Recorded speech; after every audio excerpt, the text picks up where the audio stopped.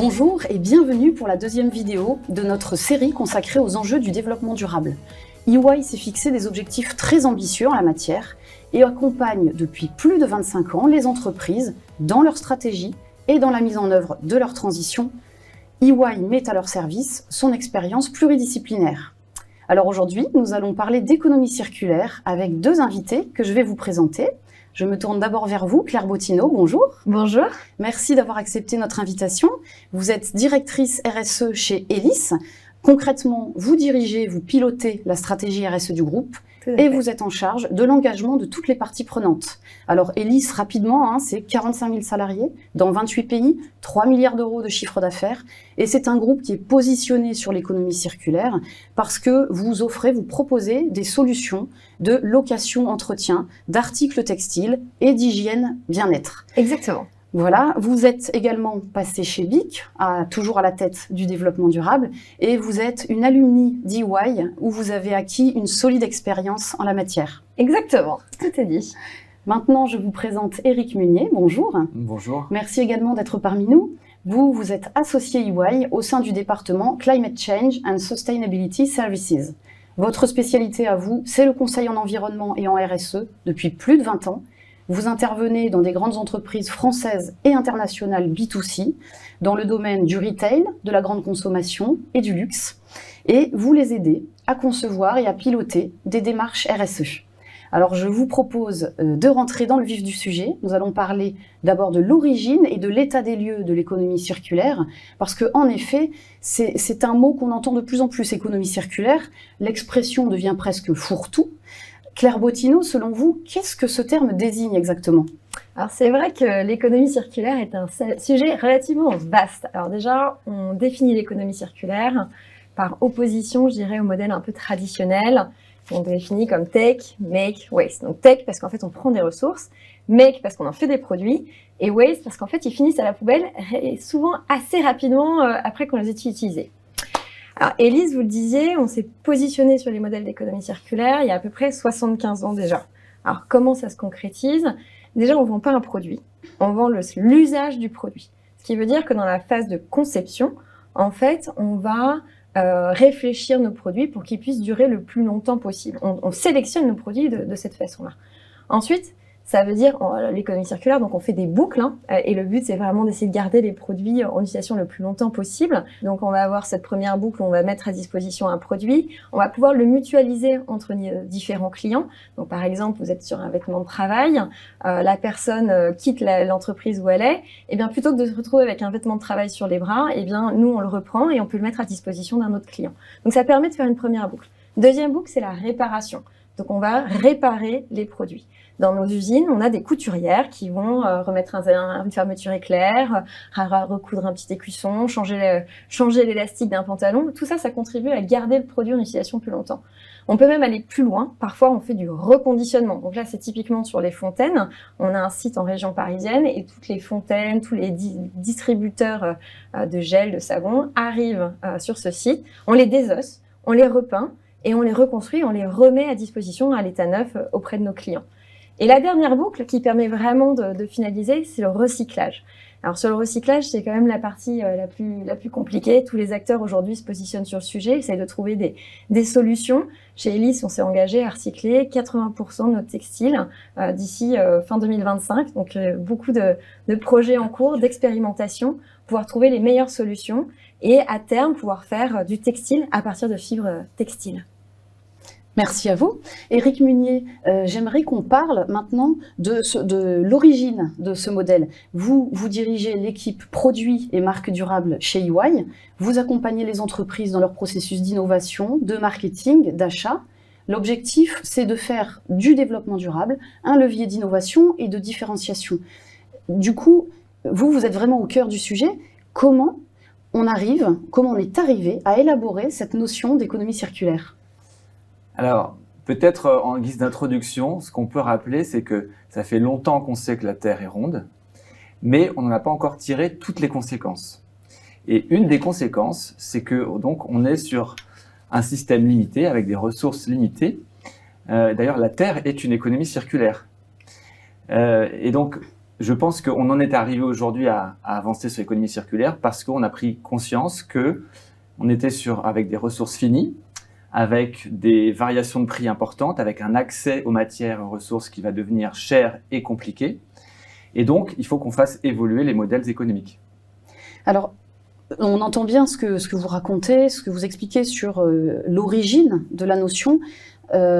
J'aimerais savoir pourquoi certaines entreprises, certains secteurs se sont lancés avant d'autres dans ce modèle. Éric Meunier. Alors, il y a sûrement plusieurs réponses. La réglementation a été, dans un certain nombre de cas, un accélérateur, et en particulier la réglementation sur la responsabilité élargie du producteur, qui en Europe donne en fait aux entreprises la responsabilité de ce qui va se passer une fois qu'elles ont vendu le produit. Responsabilité économique et responsabilité, on va dire, logistique. Et donc ça les a incités à se poser la question de que devient mon produit en fin de vie et est-ce que je ne peux pas concevoir différemment mon produit pour qu'une fois en fin de vie, il puisse être, comme le disait Claire, réparé, reconditionné, réutilisé et enfin recyclé au lieu de finir dans une décharge ou dans un incinérateur. Et donc, ces secteurs-là ont été amenés par la réglementation. Mais il y a évidemment plein d'autres facteurs qui peuvent agir. Simplement, la prise de conscience que économiquement, il est plus intéressant de vendre un produit sous forme de service. Et c'est le cas de Rank Xerox, par exemple. Et ensuite, toute l'industrie du photocopieur a suivi il y a une trentaine d'années de cela. Ils se sont rendus compte que c'était plus intéressant et pour les clients et pour eux de ne plus vendre de photocopieurs, mais de mettre à disposition une machine et de facturer les photocopies. Ça a beaucoup de bénéfices, mais peut-être qu'on y reviendra plus tard. Alors, Claire Bottineau, j'aimerais vous entendre sur cette question des pionniers de l'économie circulaire. Pourquoi ? Alors, effectivement, je pense qu'aujourd'hui, on parlait, la Terre est ronde, on se rend compte qu'il y a des limites planétaires, et je pense que toutes les entreprises cherchent à s'orienter vers un business model d'économie circulaire, avec effectivement des maturités qui sont un petit peu différentes, mais tout le monde essaye d'y aller. Donc quand on y va, eh bien on va se retrouver confronté à un certain nombre de difficultés, des problématiques de logistique, des problématiques d'innovation, des problématiques d'intégration de matières recyclées, avec notamment toutes les difficultés associées à ça, le look and feel que ça peut avoir pour les clients, comment est-ce qu'on les engage.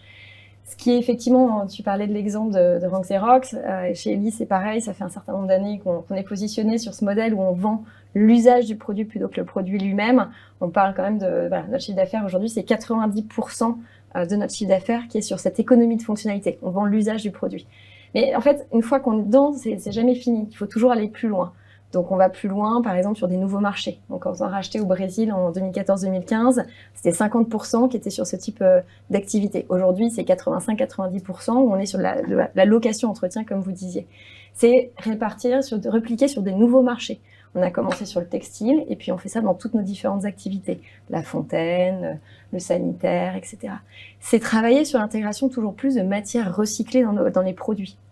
Et enfin, c'est travailler, on en parlait, sur le recyclage, avec l'objectif in fine de pouvoir vraiment boucler la boucle de façon totale et de faire ce qu'on appelle un close loop. Donc vraiment, par exemple, à partir d'un vêtement de travail, de pouvoir refaire un vêtement de travail, à partir d'une serviette de table, de pouvoir refaire une serviette de table. Voilà, c'est un peu l'objectif final de l'économie circulaire. Alors vous nous évoquez tous ces enjeux de l'économie circulaire, vous parlez d'aller toujours plus loin, de chercher de nouvelles solutions. La transition est toute trouvée pour passer à notre deuxième partie consacrée aux perspectives de l'économie circulaire. Quels sont, selon vous, les défis que soulève l'économie circulaire ? Est-ce qu'il faut voir dans ce modèle une source d'opportunités ou de contraintes, Éric Meunier ? Forcément un peu des deux, mais clairement beaucoup d'opportunités. En fait, les retours d'expérience montrent que il y a évidemment des bénéfices sur l'économie de ressources, donc derrière il y a le mot économie. Il y a en fait dans l'économie de la fonctionnalité en particulier, le fait que on va forcément être au contact direct de son client qui utilise le produit. Et donc, on va savoir comment ce produit est utilisé, comment il évolue, comment il se comporte.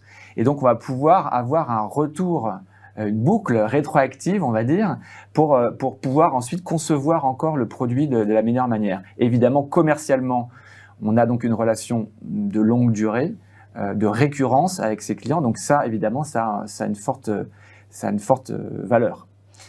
Et quelles sont les fonctions de l'entreprise qui sont concernées Comment ça se passe? En fait, on parle de changement de modèle économique. Et donc, toutes les fonctions sont amenées à se poser la question de comment faire du business demain différemment. Donc, que ce soit, je dirais, les achats, évidemment, puisque au lieu d'acheter de la matière, on va à un moment donné récupérer ou ne jamais se départir de sa matière. Mais les achats vont avoir un rôle clé, évidemment. La conception des produits, n'en parlons pas, puisqu'il va falloir concevoir des produits qui, derrière, sont facilement réparables, réutilisables, etc., et recyclables, dont on va pouvoir récupérer certaines parties, comme cette image où on voit le jean ici. On va pouvoir récupérer certaines parties de son produit pour en refaire de nouveaux produits. Donc, toute la partie manufacturing est également concernée.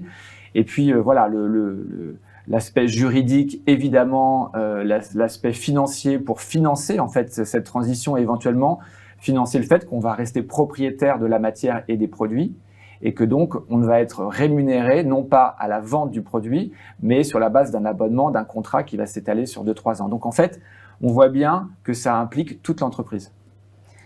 Claire Bottineau, votre regard sur cette question? Alors, je partage tout à fait le point de vue d'Éric sur le sujet. C'est effectivement des transformations profondes des entreprises lorsqu'elles commencent à se mettre sur l'économie circulaire.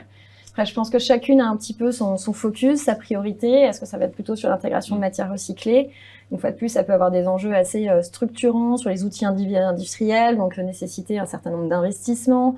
Il y a aussi beaucoup le côté client, donc la relation client qui évolue, mais aussi il faut être capable d'engager les clients, c'est-à-dire que les clients ont leurs habitudes et on sait que c'est parfois délicat et difficile de leur faire changer les habitudes. Donc comment est-ce qu'on les emmène dans ces nouvelles modes de consommation, hein, on parle de ça, et parfois on est aussi sur le recyclage. Donc à chaque fois des problématiques et des diversités de challenge à relever, avec du coup nécessité pour moi d'innovation, de partenariat et effectivement d'engagement des parties prenantes, internes et externes. Alors la France a déjà fait voter 2 lois sur la question de l'économie circulaire. Le dernier texte, c'est la loi dite anti-gaspi qui a été votée il y a 2 ans, mais qui continue à se déployer et spécialement en 2022. Éric Munier, vous avez parlé de la réglementation comme facteur d'accélération du processus. Est-ce que vous voyez, d'après vous, d'autres leviers à actionner pour que l'économie circulaire se généralise de plus en plus? Alors, c'est sûr que la réglementation peut être un moteur. Je parlais de la REP, qui sont des réglementations qui existent depuis plus de 20 ans maintenant. Il y en a eu d'autres qui ne s'appelaient pas économie circulaire, mais qui touchaient bien l'économie circulaire. Il y a évidemment toutes les taxes également, puisque finalement, si on veut inciter les modèles à changer, il faut inciter en fait à ce que le recyclage, la réparation, etc. puisse coûter éventuellement moins cher. Donc les taxes carbone, les taxes sur la mise en décharge, tout ça sont des éléments évidemment qui vont faire basculer en fait un équilibre vers plus de circularité et moins de linéarité. Après, il y a, comme je disais, il y a aussi aujourd'hui on voit les envolées des prix des matières premières. Ça, c'est évidemment, et le prix de l'énergie, ce sont évidemment des facteurs clés qui vont inciter les entreprises à se dire comment je réduis ma dépendance au marché, à l'appel au marché, en termes d'accès, comme je disais, en quantité et en prix, à des matières premières qui sont qui sont très fluctuantes. Donc ça, c'est un facteur clé et on y va assez naturellement.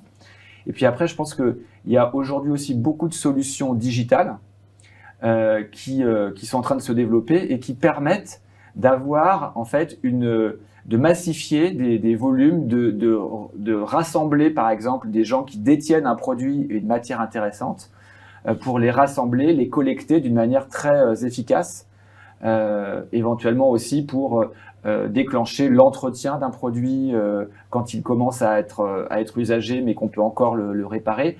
Donc tout ce qui est lié l'anticipation des pannes. Enfin voilà, il y a énormément de technologies et tout ça, je pense, va être un facteur d'accélération de l'économie circulaire. Alors, on a une étude qui est intéressante à partager dans ce cadre-là, une étude toute récente publiée en janvier 2022 qui nous apprend que 80% des Européens et même 82% des Français ont une vision positive de l'économie circulaire. Alors, l'un et l'autre, je suis intéressée, j'aimerais savoir, est-ce que vous considérez que l'économie circulaire, c'est le modèle de demain? Peut-être vous, Claire Bottineau? Alors moi, je suis convaincue que c'est une des solutions d'aujourd'hui pour faire face aux enjeux environnementaux. On parle de consommation de ressources, on parle de limites planétaires, on parle de changement climatique. Et clairement, l'économie circulaire, parce qu'on est sur une efficacité, une sobriété, permet de répondre à un certain nombre de ces enjeux. D'ailleurs, on fait des analyses en cycle de vie chez Elis, donc des études où on regarde l'impact des produits entre l'extraction des matières premières jusqu'à la fin de vie. Et en fait, on démontre que ces modèles-là, c'est environ 30% d'émissions de CO2 en moins. Et à l'échelle du monde, quand on regarde les chiffres, c'est 10 milliards de tonnes de CO2, 20% des émissions mondiales qu'on pourrait réduire si on passe tous sur des modèles d'économie circulaire. Je pense que ça, c'est une superbe opportunité. Éric Meunier? Alors, je trouve que c'est un modèle très enthousiasmant, en fait, parce que c'est un modèle qui dit qu'on va faire les choses différemment, on va réinventer et on va donner du sens à ce qu'on fait, sachant que souvent, c'est des solutions de bon sens. Donc, c'est du sens et du bon sens. Et donc ça, c'est enthousiasmant pour tout le monde. Et finalement, ça nous rapproche de la manière, comme je disais, dont la Terre fonctionne, de la manière du bon sens qui consiste à se dire on ne gâche pas, on essaye de réutiliser et on essaie d'être créatif pour trouver des nouvelles solutions. Et évidemment, là, on en a tous besoin, à la fois pour les questions d'accès aux ressources, du changement climatique, puisque l'économie circulaire est une des solutions clés pour le changement climatique. Donc, de belles perspectives, et puis on est évidemment qu'au début de l'histoire. Merci Claire Bottineau, Éric Meunier. Merci de nous avoir partagé vos analyses sur l'économie circulaire et ses défis. Quant à moi, je vous donne rendez-vous pour la 3e vidéo de notre série consacrée aux enjeux du développement durable.